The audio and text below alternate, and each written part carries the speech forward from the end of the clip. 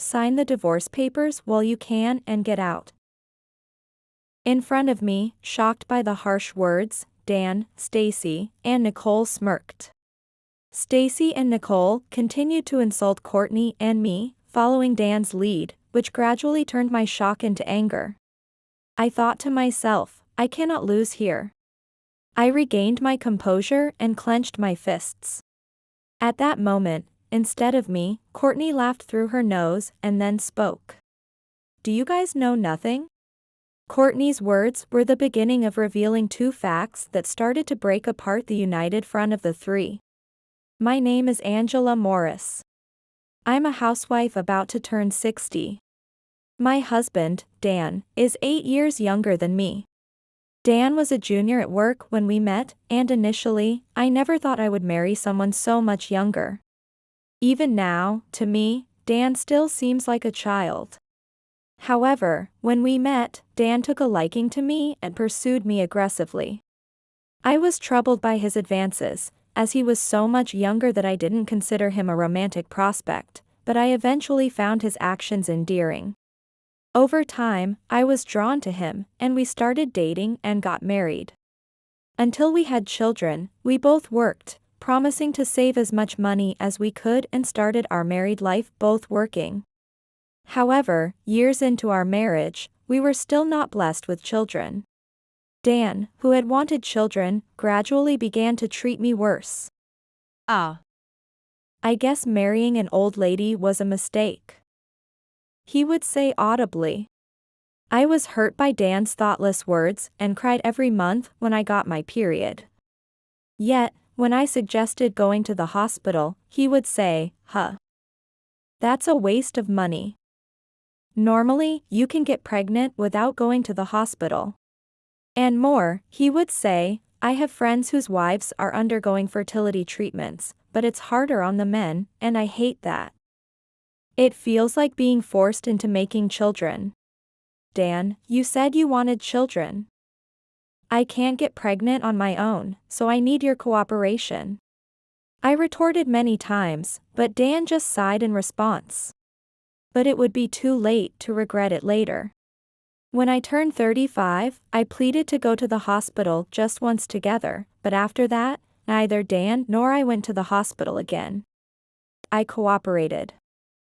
"I went to the hospital with you, now you figure out the rest."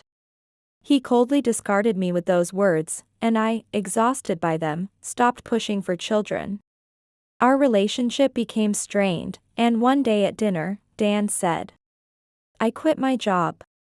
"What do you mean?" Shocked by his sudden statement, I asked again, but Dan did not seem interested in explaining and averted his eyes with a sneer. "Well, we don't have kids, and we can live on just your salary." But I was speechless. Indeed, we could live on my salary. If we didn't have kids, living just the two of us was an option, and I had even thought it might be okay. But to quit his job without discussing it with me first was questionable. "Did you already submit your resignation? At least for now, can't you put it on hold and let's talk?" I hurriedly spoke to Dan, but my words were ignored, not reaching his ears. Being a stay-at-home husband would make everyone envious, huh? Dan was smiling, already decided on his resignation. Indeed, 3 months later, Dan truly quit his job. Working at the same company, my colleagues asked, "Why did your husband quit?" But of course, I couldn't tell them the truth. I just gave a wry smile and dodged their questions, while they secretly gossiped humorously behind my back. I tried not to mind it and immersed myself in my work. Because of this ongoing situation, my health deteriorated, and I lost my appetite. At times, just looking at food made me nauseous. Don't even think about quitting too. Dan didn't care about my well-being, and no matter how bad my health got, he never offered a kind word. I had to protect myself. I might have a serious illness hidden away. Finally, I took a day off work and went to the hospital, where the doctor gave me a shocking statement. "Mrs. Morris, you're pregnant." What? I thought I couldn't I was in the internal medicine department, but a nurse had suspected and used a pregnancy test. I couldn't believe that my illness was actually a pregnancy. With relief and happiness, I cried tears of joy. "We can't do much more here, please go to a gynecologist." "Yes, thank you." I left the hospital and rushed to the gynecologist who had helped us when we previously got tested. There, the heartbeat of the fetus was confirmed. It was a miraculous pregnancy. I even thought of the baby as an angel who came to rescue me from my unbearable situation. Dan was surprised by the pregnancy but very happy. Anyway, Dan needs to start looking for a job again. Yeah. But job hunting. It's such a hassle. Although willing to welcome a child, Dan had no motivation to work. Reluctantly, I used my connections to get Dan a job, and he started working at that company. It was a bigger company compared to the previous one. The job would be tough, but with a child on the way and a higher salary, it might actually be a good opportunity. Then, a healthy baby girl was born to us. Her name is Courtney. She was truly an angelic and adorable child. As the parents were elderly, I didn't go back to my parents' home but struggled with my first child-rearing experience at our home. However, that included taking care of Dan. Perhaps because of the challenges at his new job, he would endlessly complain over dinner. If I ever seemed even slightly sleepy, he would say, "Must be nice. Just sleeping at home with the baby all day. You don't understand how hard work is. I'm at a big company, and it's tough." Even though until recently I had been the one working, and Dan had been doing nothing but sleep at home alone. Though I was surprised that he could be so sarcastic, to me, the younger Dan was almost like a child himself. "Sorry. Courtney hasn't been sleeping well, so I haven't been able to sleep much either." "I'm grateful that you're working, Dan." Courtney must be thankful to her daddy too. I skillfully managed him to avoid spoiling his mood. Dan, being simple-minded, would cheer up at my praise, right? "We can live because of me." Handling Dan was easy when he was in a good mood, but looking after Courtney and also having to mind Dan was far from easy. I had heard that it often takes time for men to develop a sense of being a father, so I was trying to raise Dan too. But Dan hardly grew into his role as a father. For instance, when Courtney cried at night, "Keep it quiet. I have work tomorrow, don't make her cry." Yet, what came from Dan was such a cold remark. Whenever Courtney fell ill, Dan would blame me, saying, "You're her mother, aren't you? It's your fault she's sick because you can't even manage your child's health properly. Just make sure you don't pass it on to me." He would blame others and wouldn't even try to care for her. After finishing maternity leave and returning to work, the household chores that were once shared became mostly my responsibility. Dan often came home late from work or had to work on weekends, but basically, the childcare was all left to me. The reason I hadn't divorced was because I was much older than Dan and felt I needed to be responsible. A divorce might make Courtney feel lonely, and our parents would be worried too. However, as Courtney grew and participated in nursery and elementary school events, Dan would use a work as an excuse and wouldn't even consider attending. Whether Dan had any paternal instincts, or whether they would ever develop, was always a question. Gradually, I grew tired of the forever childlike Dan. He wouldn't even tidy up the house, feeling like there were two children at home. Instead, the grown-up Courtney would ask, "Mom, can I help you with anything?" making it unclear who was the adult. Despite such a father, Courtney grew up to be an honest and well-mannered child. She worked hard at her studies and was among the top students in high school. We've been a big success in raising our child. Dan was proud of Courtney's efforts, even though he had hardly participated in parenting. After graduating from high school, Courtney decided to go to university and began living alone in the neighboring state. Child rearing seemed to end suddenly, and while it was lonely, the growth of a child was a happy thing. Courtney made many friends, and seemed to enjoy university life. Meanwhile, Dan and I were the same as ever. While both working, the burden of all household chores was on me. Dan didn't even try to help. One day, I was involved in an accident. While there was no threat to my life, I suffered a complex fracture of the femur and had to be hospitalized. Surgery and a long-term hospital stay for rehabilitation were inevitable. Courtney, I'm sorry for the trouble. Don't worry about it at all. It's really good that you're alive. Courtney took on all the care during my hospitalization. The hospital for my rehabilitation was a large facility in the state where Courtney lived. Since it was just a few minutes by bus from her university, she came to see me every day. You are lucky to have such a wonderful daughter. Courtney always greeted the nurses and other patients with a smile. Because of that, I was often complimented and felt truly blessed.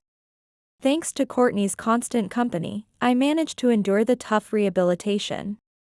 I won't be able to exercise in the future, but it seems I'll manage daily life without issues. The day of my discharge was finally decided, and both Courtney and I were relieved. However, Dan hadn't visited me even once during my rehabilitation. No threat to life, right? Courtney is taking care of everything, so there's no point in me going, he had said with an absurd excuse. Sure, maybe having Dan come wouldn't mean much, but it would have been nice if he had shown his face. In the end, he didn't even show up on the day I was discharged, and I had to go home accompanied by Courtney. He knows I have luggage, he could at least have come to pick us up. Courtney murmured complaints about Dan's response. Well. Your dad is busy too. I scolded her, thinking of keeping the peace in the family. But what awaited us upon returning home was an unexpected situation. Oh, you're back. I'm home. Is there a guest? Dan wasn't alone at home. There was a woman younger than Dan and a girl who appeared to be in her mid-teens. As I asked with confusion, Dan smiled and said, "Let me introduce you. This is Stacy, my future wife, and Nicole, her daughter." Wife. Daughter? I felt a chill run through me. It was one thing to introduce a younger woman as a wife, but Dan clearly called her his daughter. Daughter, what do you mean? Courtney asked sternly. I met Stacy after I joined the current company, and that's when Nicole was born. I couldn't bring myself to say it, but Courtney is 20 now, right? She's an adult, so I thought it would be okay. I felt dizzy upon hearing Dan's words, unable to comprehend how things had come to this. I've put Stacy through a lot. So, I want to be with her from now on. Dad, do you even understand what you're saying? Yeah. Angela has had her rehab, but she's not exactly in normal health anymore, right? She's much older and will soon need care. It's a burden. So, sign the divorce papers while you can and get out. Before me, smirking were Dan, Stacy, and Nicole, shocked by such cruel words. Sorry. Unlike you, we, who work at major companies, are a better match, and it was fate that we met at the current company. Besides, you two had Dad all to yourselves until now. It's only fair we get him back. Both Mom and Dad work at prestigious companies and earn a lot. It's funny that a family as good as ours lacked a father until now. I was shocked by their selfish reasoning, but it gradually turned into anger. I thought, I cannot lose here. I regained my composure and clenched my fists. Then, instead of me, Courtney snorted with laughter. And then she spoke. You guys don't know? Huh? After a moment's hesitation, Dan asked, don't know what? It seems you're quite proud of the company you met at and the salaries, but do you even know who the president of that company is? At Courtney's words, Dan and Stacy looked at each other. Their faces showed they had no clue. Stacy might not know, but Dan had forgotten. Seeing their clueless expressions, I couldn't help but burst out laughing. Oh. I told you, Dan. The company is run by my uncle. Uncle. Stacy reacted loudly to those words. Dan also remembered as soon as he heard the word uncle and turned pale. Indeed, as Courtney said, the company they work for is led by my uncle, who is the CEO. It's a large company, and it's unlikely they directly deal with my uncle, the president, but he is the boss nonetheless. Dan didn't like attending family gatherings and hardly ever showed his face, so he probably didn't remember what my uncle looked like. It's understandable, but if he had appreciated that I had introduced him to the company, he wouldn't have forgotten that my uncle was the president. For Dan, who quit his job on his own, I asked my uncle if he could employ Dan. Was it like that? Dan feigned ignorance, but it was clear he remembered. It's poor form to struggle now. Seeing that, I said, imagine what my uncle would say if he knew his niece's husband was cheating and even had a secret child inside his precious company. It's such a scandal to have such things happening in the company. Even Nicole turned pale at my exaggerated troubled act. Isn't that bad? We're not going to get fired, are we? Stacy, perhaps panicking, raised her voice.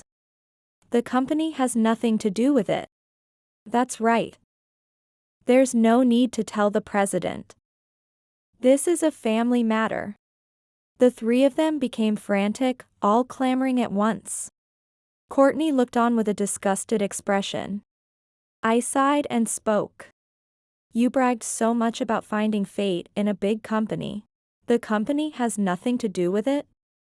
That doesn't make sense, does it? That's. Stacy couldn't come up with a rebuttal and mumbled excuses. Only when it suits you. Courtney said this and burst out laughing. Stacy, clearly hit the mark, glared at Courtney but couldn't say anything in response. Just divorce me. And keep it quiet about the company. Dan pleaded. I had to laugh at Dan, who always wanted things his way. Why should I listen to what you say? It was Stacy who became furious at those words. You heartless man. If you tell the company, can't you imagine what will happen to us? You could have imagined how we felt after being cheated on for years? Don't just say whatever you want. Don't think you can hurt people and only you end up happy. Every time they said something, I had a comeback. Stacy became more and more hysterical, screeching at us. Seeing her mother's behavior, Nicole started to panic, grabbing Stacy's arm. Isn't this bad? Hey, Mom. Stacy seemed too distraught to care. Well, if you want this man, you can have him. I'll even divorce him. So please leave quickly. There seemed no end to this conversation, so I said it dismissively. I had no lingering feelings for Dan. After being betrayed like this, I felt no need to refuse the divorce. What? But Dan, who had been silent and pale, suddenly cried out in a ridiculous voice. I don't need you anymore. If that's the case, you leave. Dan became a bit bolder since I agreed to the divorce so easily. Though he was quick to bring up divorce, he didn't like being discarded himself. But I had no intention of leaving. Because, this is my house. Why should I have to leave? What? Dan, what does this mean? Stacy, apparently unaware, confronted Dan. In fact, this house is in my name. Though it's a house we bought when we got married, it was under my name because Dan insisted, you're older and earn more right now. It makes sense for the mortgage to be in your name. I was amazed he could forget even that, but in this case, Dan's selfishness back then was actually a blessing. Trying to resolve the situation were Dan, Stacy, and Nicole, crowding him. "Excuse me, you're in the way." Pushing past the three of them, Courtney entered the house. "Mom, come in and rest too. You must be tired." Then she turned around and called out to me as I stood frozen in the entrance.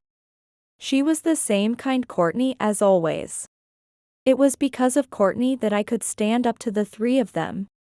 If I had been alone, I might have been too shocked to say anything. "Yes, indeed. I'm really tired." Responding to Courtney's words, I pushed past the arguing trio and entered the house. However, the three were persistent and, after a while of arguing in the hallway, barged into the living room. "Since we're getting a divorce, we need to divide the assets. I'm taking the house." What a shameless woman. That's what Stacy declared. "You're done raising your child, right? Nicole is just about to start high school. We need this house more than you do." Dan and Nicole echoed Stacy's words. Nicole added, "Exactly. You can just live with your daughter, right? Sis? You'll give us the house, right? Because you're the big sister." Courtney's face showed clear discomfort. Being treated like a sister by someone she had just met for the first time was neither pleasant for her nor for me. "I don't remember becoming your sister," Courtney retorted to Nicole, but it was Dan who scolded her. "Don't say that. Even if you don't remember, you are her sister. You have to be nice to your little sister." Stacy and Nicole chuckled at the conversation between the two. Courtney was visibly angry, taking deep breaths to keep from exploding. It was bad enough for me, but I couldn't bear to make Courtney feel this way. I stood up and said to Stacy, "Just a moment. What is it?" "That girl, Nicole, you mentioned. Is she really Dan's child?" I didn't miss the change in Stacy's complexion at that moment. "What? Why would you suddenly ask that? What are you saying? I understand you might not accept her, but Nicole is my child." "That's rude," Stacy retorted to me, and Dan was furious. However, I just couldn't believe that Nicole was Dan's child. I thought it cruel to discuss such matters with Nicole, who was still a minor, but given Dan's betrayal, Stacy's attitude, and Nicole's own disrespectful behavior towards Courtney and me, I couldn't hold back and confronted them with another truth. "Even though you're infertile? Did you undergo fertility treatment?" "What?" Dan froze at my words. Ignoring him, I continued. "It might be possible if you had fertility treatment, but even getting pregnant with Courtney was called a miracle, wasn't it? Do miracles happen that easily?" Dan was at a loss for words. Not just him, Stacy's complexion looked like she might collapse any moment. "What does that mean? What is going on?" "Mom." Nicole began to panic and clung to Stacy, but Stacy remained silent. I felt a bit sorry for her, but it would be more pitiful to let her be deceived. "So it was my fault that we couldn't have children." Dan finally spoke. I smiled at his words. I hadn't expected to reveal the truth at such a time, but the long-term inability to have children between us was due to Dan, not me. That fact was confirmed the only time he accompanied me for testing. However, Dan didn't even go to hear the results. I learned the truth alone at the hospital. Yet, I couldn't bring myself to tell the young Dan. If I let him believe it was my fault, it would spare him unnecessary pain. I loved Dan and was prepared to live through this with him.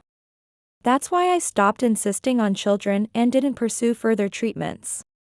There was no point in treating me. Dan, oblivious to my kindness, simply thought I had given up, and although he occasionally nagged, I endured it all. What does that mean? Who is my father? Nicole, frustrated by Stacy's silence, finally began to cry. At that moment, perhaps Stacy finally realized, and she spoke.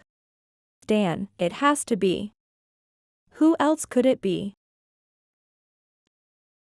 As Nicole and Stacy started arguing again at my words, Dan likely began to suspect from my statement that Nicole might not be his child. He didn't join their argument, seemingly lost in thought. While I think the chances are incredibly low, I got pregnant, so it's not impossible.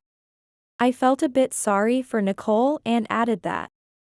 But if you're going to insult or provoke Courtney with snide remarks, at least do a DNA test to confirm you're really sisters before you call her your sister. But the most important thing to me is Courtney. To make Nicole fully aware that there are lines she must not cross, I made it clear. Nicole seemed to reflect a little on her own words, and closed her mouth. Meanwhile, Courtney's expression cleared a bit upon hearing this. Seeing her reaction, Dan finally spoke. Right. We should do a DNA test anyway. There's no need for that. I'm certain she's Dan's child. But Stacy yelled this out much louder than necessary. Her reaction was answer enough. It seemed everyone there thought the same. Even Dan and Nicole looked at Stacy incredulously, as if they couldn't believe her. Stacy must have had her suspicions. She kept repeating to herself, she's Dan's child. We don't need a test. Courtney and I exchanged looks and couldn't help but smile at this. Later, Dan and Nicole, both wishing to know the truth, underwent a DNA test. Stacy was opposed to it the whole time, but they went ahead, and my prediction was confirmed. No parent-child relationship between Nicole and Dan was recognized. I've been deceived by that woman all this time. How much money have I spent for someone else's child? I've been such a fool. Please forgive me. Dan finally realized the foolishness of his actions, and while crying, he pleaded for my forgiveness. But it was too late. I've been deceived by you all this time, Dan. There's no way I can forgive you. Don't say that. Aren't we family? Oh? Aren't you better suited to that other family? After all, people who deceive others are a perfect match. Dan was out-argued no matter what he said. Please don't say that. I really was wrong. He looked downcast and kept apologizing, but I could not bring myself to forgive him. After all, I had forgiven far too much already. I had no sympathy left for Dan. If you truly feel sorry, then leave me alone. I drove Dan out of the house and began the divorce proceedings. I also reported the divorce to my parents. It wouldn't take long for my uncle to hear about it. I heard you're getting divorced. What happened? My uncle contacted me to find out what was going on. When I explained about Dan and Stacy, he was speechless. It was negligence on my part. I truly apologize to you, Angela. He apologized sincerely, with a pained voice. Don't apologize. I'm really grateful that you hired Dan back then. Thanks to that, Courtney could even go to university. Those two are the scum, not you, Uncle. I assured my uncle. Though I was angry, it wasn't his fault. That was the honest truth. However, my uncle's anger did not subside, and he promised to handle things with Dan and Stacy. The next day, he spoke with the HR manager and called in Dan and Stacy for a suggested resignation.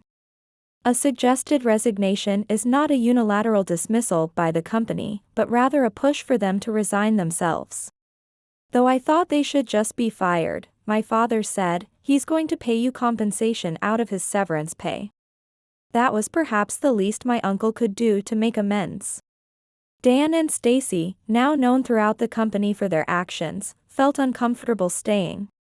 So, accepting the severance pay, they submitted their resignations. As soon as their resignations were finalized, the lawyer my uncle arranged started proceedings to claim compensation for me. This severance pay is for me to live on. There's no way I'm giving it to you. Facing not only an inevitable divorce but also the loss of his job, Dan resisted paying compensation. But that's where the skilled lawyer came in. For over 15 years, you've betrayed your wife, using part of the money that should have gone to your family on someone else. The severity is high. Your wife has every right to this compensation. The lawyer contacted Dan multiple times, persuading him. Courtney also protected me, saying, "I'm your only child, right? If you do something worse to Mom now, I will despise you forever." Thanks to that, Dan finally apologized to me and Courtney again and agreed to pay the compensation. Property division was also arranged by the lawyer so that I wouldn't be at a disadvantage, and the divorce was finalized with the house remaining in my name. Stacy, like Dan, ignored the compensation payment notices, but it seems her parents eventually found out and it caused a big mess. Apparently, Stacy's father is a politician in the countryside. Stacy's parents knew about Nicole and had introduced Dan as her partner in a common-law marriage. Dan had even visited Stacy's family home, and I was appalled that he had gone so far despite his affair. Though I didn't know anything about it, I truly apologize that my daughter has caused such trouble. Stacy's parents, both together, took a plane to visit me and apologized. As a politician, such a scandal involving his daughter spreading to their hometown would be a big problem. While I was indeed shocked by my husband's betrayal, in the end, Nicole was not his child. As long as I receive the apology and the compensation, I have no intention of escalating this matter further. I said this with a smile. Then, Stacy's father, unlike me, looked tense. What? Nicole's father isn't Dan, or rather, Mr. Manabe. Stacy's parents, apparently unaware of this fact, cautiously asked me. Oh? Didn't you hear? The DNA test results are out, so please ask Stacy for the details. Though it was harsh to reveal such a significant fact about Stacy, I didn't feel bad. Keeping such a crucial thing secret was the real wrongdoing. Stacy might be pressed by her parents in addition to paying compensation, but that was not my concern. She had sown the seeds herself. And she would have to reap them. Eventually, Stacy, told by her parents, paid me the compensation out of her severance pay. Afterward, it seems she was disowned by her parents. Stacy seemed to think she could always rely on her parents if something went wrong, but that backfired, and now she seems to be at a loss. Serves her right. It's because you said unnecessary things to my parents and Dan.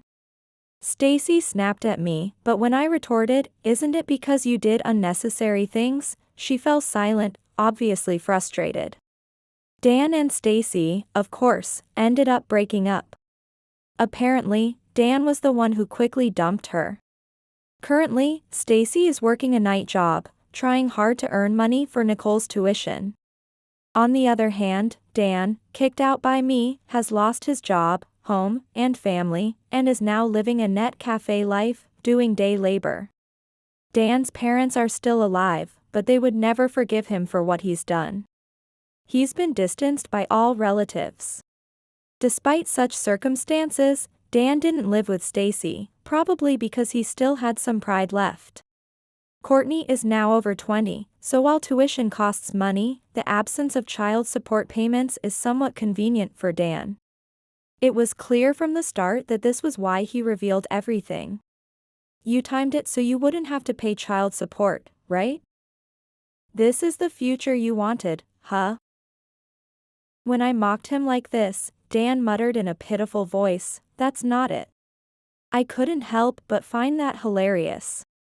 I might be accused of having a bad personality, but it's Dan's fault for being treated this way. Nicole might have inherited her parents' traits, but in a way, she's a victim. I hope she uses her parents as a negative example and strives to lead a decent life. As for me, I've ended up living alone, but every day feels liberating and fun without Dan. Since the compensation has been paid, I don't have to worry about money for a while, my injury is healing well, and work is going smoothly. Someday I might need care, But to delay that day as long as possible, I started doing light exercises at the gym with the doctor's permission. Now, having coffee with friends I met there is my current joy. Courtney plans to return home after graduating from university and finding a job locally. The past wasn't easy, but my future is full of things to look forward to. Having endured hardship, I truly feel that I can be happy.